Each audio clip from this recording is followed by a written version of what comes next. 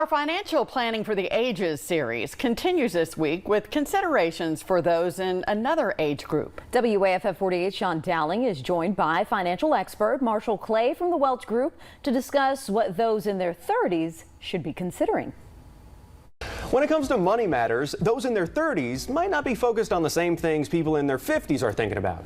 Here to sort it all out for us and a bit of financial planning for the ages, Marshall Clay from the Welch Group. Marshall, what's the difference between these two age groups, 30s and 50s? Well, so I think, we talked last week about the 20s, and I think as you evolve and you kind of move into your 30s, you're really moving from that foundational positioning that you were trying, that hopefully you've built in your 20s, and now you're starting to develop more in your career. And this is not the path for everybody. Everybody's timeline's a little bit different. But I think as you evolve away from that formal education, you're really starting, maybe you're married with children, maybe you found that career that you want to be in, so you're really trying to attack that.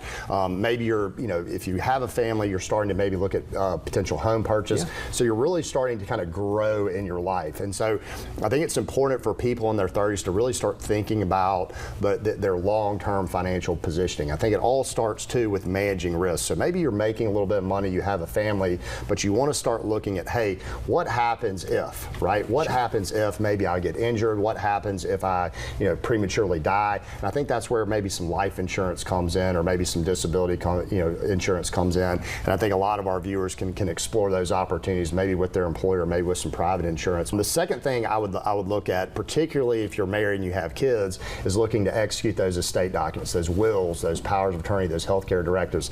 Our most precious resources are kids, so the will is going to determine a lot of times who the guardians are going to be, who the conservators are going to be for our children. And I think the next stage for 30-something is starting to think really long-term, really starting to figure out what your retirement number is, what's your retirement age going to be, and really start doing some very detailed backwards planning. And so it's going in and saying, well, look, how much money do I want to spend on an annual basis in retirement? I know that's very hard a lot of times for 30-somethings to project because they have kids and there's a lot of different things, but really trying to distill that down, maybe making some assumptions about the kids hopefully being out of the house.